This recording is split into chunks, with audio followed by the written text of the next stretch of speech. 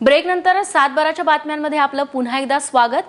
धुळे जिल्ह्यातील साखरी हा तसा दुष्काळी पट्टा। अनेक शेतकरी इथं डाळिंबाचं पीक घेतात, मात्र सततच्या तेलाच्या प्रभावामुळे बागाच्या बागा उद्ध्वस्त होतात।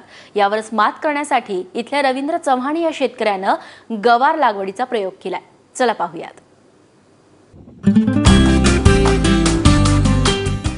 2 एकरात पसरलेला हा गवारीचा प्लॉट आहे धुळे जिल्ह्यातील मस्दी गावच्या रवींद्र चव्हाण यांचा।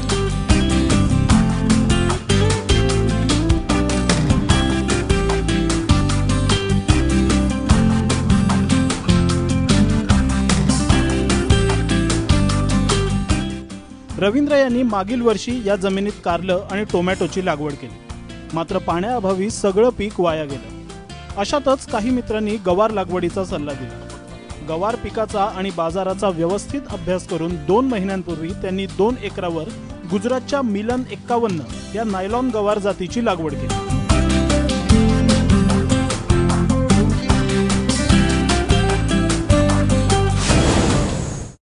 गेल्या 2-3 वर्षापासून पाण्याचं अतिशय बिकट परिस्थिती असल्यामुळे पाण्याचा निसर्गाचा स्कोप अतिशय गारपीट आणि दुष्काळ परिस्थितीमधून भरपूर निघून तरीसुद्धा कमी पाण्यामध्ये शेती करायला तयार झालो आणि त्याच्यानंतर माझं जे आहे या 2 एकरमध्ये गवाराची लागवड केलेली आहे। या गवाराची लागवड गुजरातचं नायलॉन जातीचं मिलन 51 नंबरचं गवार आहे।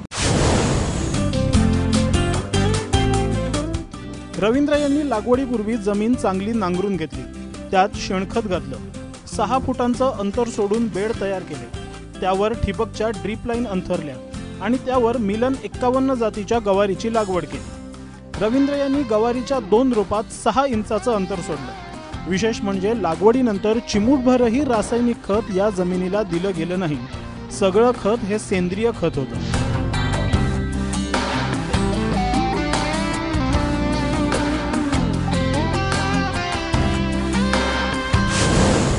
ठिबक सिंचन सरी पद्धतीने 5.5-6 फुटाचा गॅप करून असं वरंबा पद्धतीने दोघंकडे बीजवाई टोचून अशी ते चांगल्या प्रकारचं लागवड झाल्यानंतर 40 ते 45 दिवसामध्ये गवार निघायला सुरुवात होऊन जाते।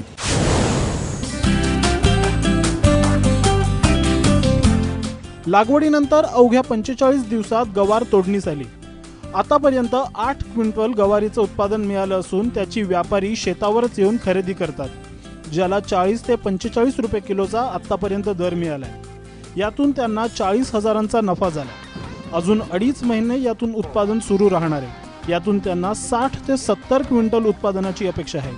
याला किमान 40 रुपयांचा जरी दर मिळाला तरी त्यांना 2,80,000चं उत्पन्न मिळेल। गवारीच्या लागवडीसाठी कोणत्याही खत किंवा कीडनाशकाचा वापर रवींद्र यांनी केला नाही, त्यामुळे त्यांना फक्त 7,000चा उत्पादन खर्च आलाय। म्हणजे यंदा त्यांना 3 लाखांचं निव्वळ उत्पन्न होणार आहे। खर्चाचा जी बाब आहे, खर्च अतिशय कमी आहे, फक्त भिजवायचेच पैसे लागतात। लागवडीची आणि खुरपणी वगैरे करायची ठिबक सिंचनने अतिशय चांगल्या पद्धतीने बिगर खर्चाचा बिगर खताचा संपूर्ण गवार कमी खर्चामध्ये उपलब्ध होऊन शेतकऱ्याला पैसा चांगला मिळतो, म्हणून या पद्धतीने गवार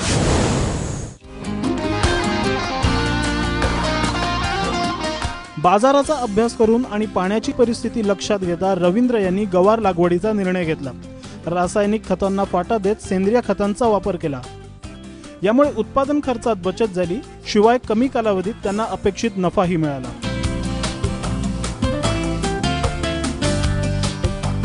संजय सोनावणे, एबीपी माझा, धुळे।